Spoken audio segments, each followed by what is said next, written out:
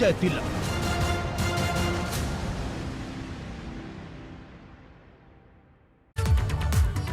नमस्कार, स्वागत है आपका। आप देख रहे हैं एबीपी गंगा। मैं हूं आपके साथ प्राची पाराशर। प्रदेश एट 360 की शुरुआत करेंगे असदुद्दीन ओवैसी की खबर के साथ। असदुद्दीन ओवैसी के काफिले पर हमले का सीसीटीवी फुटेज सामने आया है। इस फुटेज में 2 लड़के गोली चलाते हुए नजर आ रहे हैं। एक लड़का लाल रंग की जैकेट में है तो अपनी दाईं तरफ गोली चला रहा है।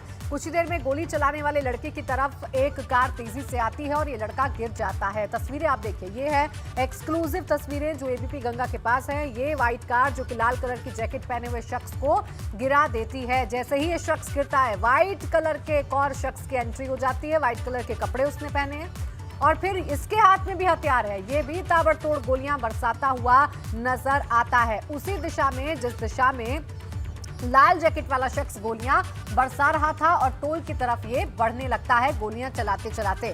फिल्मी स्टाइल में फायरिंग करते हुए ये लड़का टोल प्लाजा की तरफ बढ़ता है और फिर यहां से भाग जाता है। और अब जो जानकारी मिल रही है उसके मुताबिक ये दोनों ही युवक फिलहाल पुलिस की गिरफ्त में आ चुके हैं। लेकिन ओवैसी के काफिले पर हुए हमले का ये सीसीटीवी फुटेज सामने आ चुका है, जिसमें समझ में आ सकता है कि कैसे फिल्मी स्टाइल में बेखौफ अंदाज में ये दोनों शख्स फायरिंग करते हुए नजर आ रहे हैं।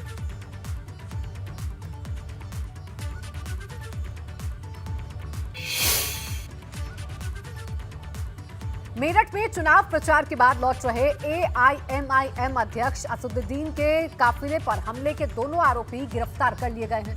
आपको बता दें कि ओवैसी के काफिले और उनकी गाड़ी पर हापुड़ के छिजारसी टोल नाके के पास फायरिंग की गई। एआईएमआईएम अध्यक्ष असदुद्दीन ओवैसी ने खुद इस घटना की जानकारी देते हुए बताया कि 2 लोगों ने उनके काफिले पर फायरिंग की। वहीं अपने काफिले पर हुए हमले के बाद असदुद्दीन ओवैसी ने चुनाव आयोग से मामले की जांच करवाने की मांग भी की।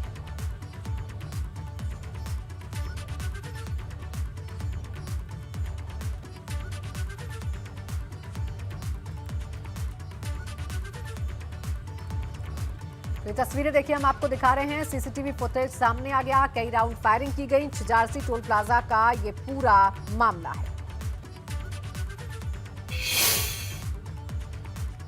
और गोरखपुर शहर विधानसभा क्षेत्र से कल यूपी के मुख्यमंत्री और भाजपा प्रत्याशी योगी आदित्यनाथ नामांकन करेंगे। नामांकन के बहाने भाजपा विपक्ष को ताकत का एहसास कराएगी। मुख्यमंत्री के नामांकन के दिन गोरखपुर में केंद्रीय गृह मंत्री अमित शाह, उत्तर प्रदेश के चुनाव प्रभारी धर्मेंद्र प्रधान और प्रदेश अध्यक्ष स्वतंत्र देव सिंह भी रहेंगे। इससे पहले महाराणा प्रताप इंटर कॉलेज मैदान में भाजपा का कार्यकर्ता सम्मेलन होगा।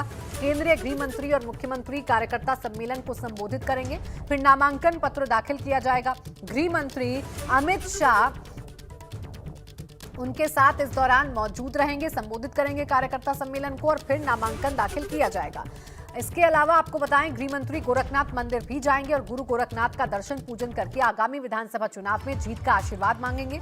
आपको बता दें कि गोरखपुर शहर से अभी तक आजाद समाज पार्टी के अलावा किसी दल ने सीएम योगी के खिलाफ उम्मीदवार नहीं उतारा। आजाद समाज पार्टी के प्रमुख चंद्रशेखर सीएम योगी के सामने ताल ठोक रहे हैं और ये वो नाम है जिनकी तस्वीरें आप टेलीविजन स्क्रीन पर देख रहे हैं, जो कल सीएम योगी के नामांकन के दौरान मौजूद रहेंगे। वहीं गोरखपुर सदर सीट पर कल सीएम योगी के नामांकन को लेकर तैयारियां जोरों पर हैं। कलेक्ट्रेट परिसर में बैरिकेडिंग के साथ सुरक्षा की चाक चौबंद व्यवस्था की गई है। मुख्यमंत्री योगी आदित्यनाथ कमरा संख्या 24 अपर जिलाधिकारी वित्त एवं राजस्व के कोर्ट में नामांकन दाखिल करेंगे। प्रत्याशी के साथ एक प्रस्तावक और समर्थक को ही जाने की अनुमति रहेगी, जबकि दूसरे लोगों को 100 मीटर पहले ही रोक दिया जाएगा। इस दौरान सीसीटीवी कैमरे के अलावा ड्रोन से भी निगरानी की जाएगी। वहीं सीएम योगी के नामांकन के एक दिन पहले नामांकन का रिहर्सल भी किया जाएगा। इस दौरान सीएम का काफिला गोलघर के कलेक्ट्रेट गेट पर आया और वहां से शास्त्री चौक चला गया। माननीय आयोग के निर्देशों क्रम में सभी प्रक्रियाओं को पूर्ण करते हुए यहाँ प्रबंधन किया गया है। पुलिस और मजिस्ट्रेट्स की ड्यूटी और प्रबंधन किया गया है। मीडिया के लिए व्यवस्था की गई है और सभी आरक्षित कक्षाओं में व्यवस्थाएं की गई हैं और निर्देशों के क्रम में ही कार्रवाई पूर्ण की गई है।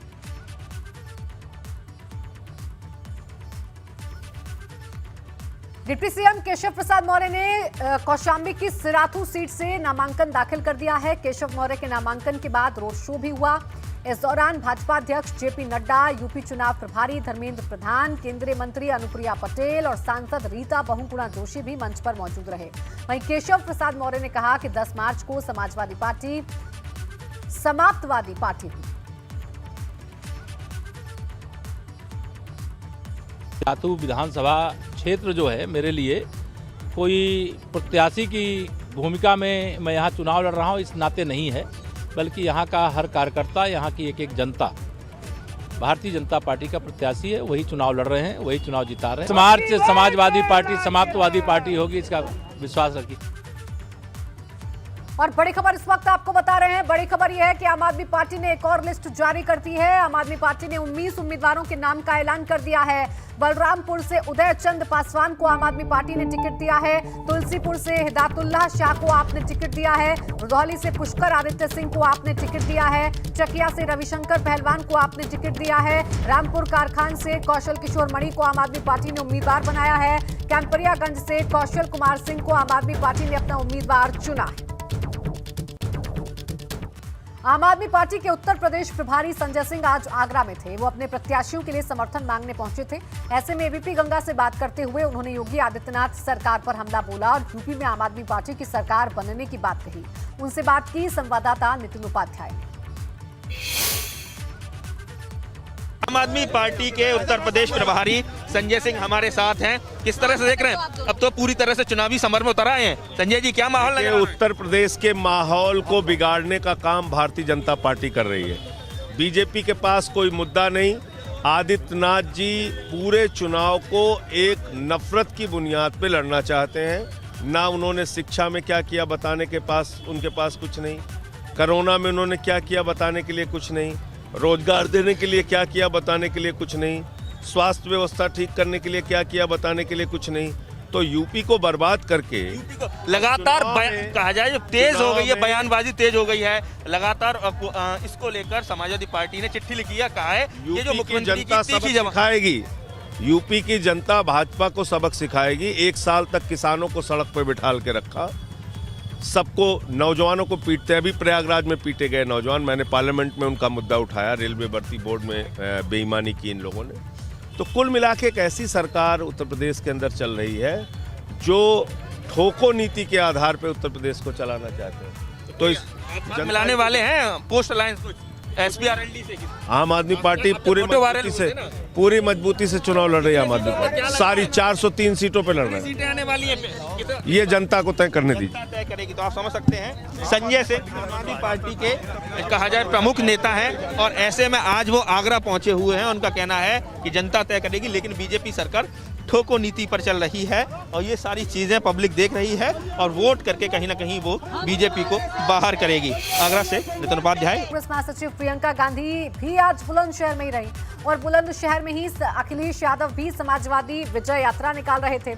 इसी दौरान अखिलेश यादव और प्रियंका गांधी का आमना सामना हो गया। सड़क के एक तरफ अखिलेश यादव की बस गुजर रही थी तो दूसरी तरफ प्रियंका गांधी का काफिला गुजर रहा था। इसी दौरान दोनों नेताओं ने राजनीतिक शिष्टाचार दिखाते हुए एक दूसरे का अभिवादन किया। इससे पहले भी चुनावी तैयारियों के दौरान एक बार विमान में अखिलेश यादव और प्रियंका गांधी की मुलाकात हो चुकी है और आज रोड शो के दौरान अखिलेश और प्रियंका आमने सामने आए।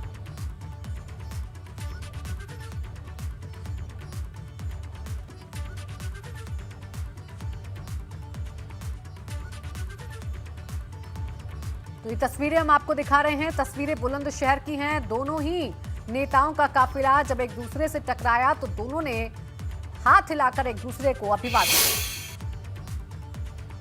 देखिए, आज बुलंदशहर में सियासी जमावड़ा रहा। गृहमंत्री अमित शाह ने आज बुलंदशहर और गाजियाबाद में जनसभा के दौरान सपा आरएलडी गठबंधन पर हमला बोलते हुए जयंत चौधरी को नसीहत दे डाली कि अखिलेश यादव जब घर में किसी की नहीं सुनते तो उनकी क्या सुनेंगे। आइए आपको सुनाते हैं। जयंत चौधरी जी के मन में है कि सरकार बनेगी तो अखिलेश बाबू उनकी सुनेंगे। अरे जयंत बाबू, किस मुगालते में हो जो अपने पिताजी और चाचा जी की नहीं सुनता, वो आपकी क्या सुनेगा?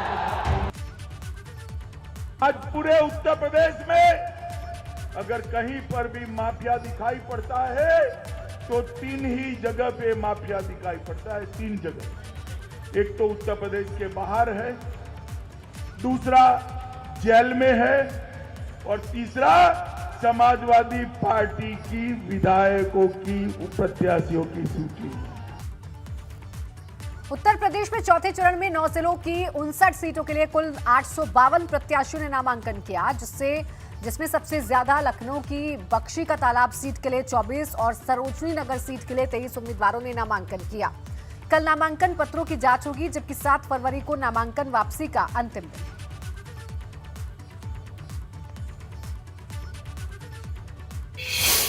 खंड की गंगोत्री विधानसभा सीट पर कर्नल अजय कोठियाल का डोर टू डोर संपर्क अभियान जारी है।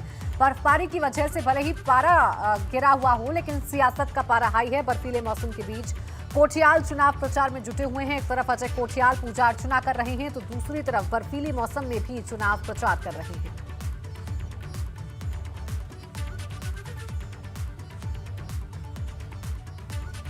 इसी के साथ इस बुलेटिन में फिलहाल इतना ही। आगे देखिए खबरें बढ़ते हैं।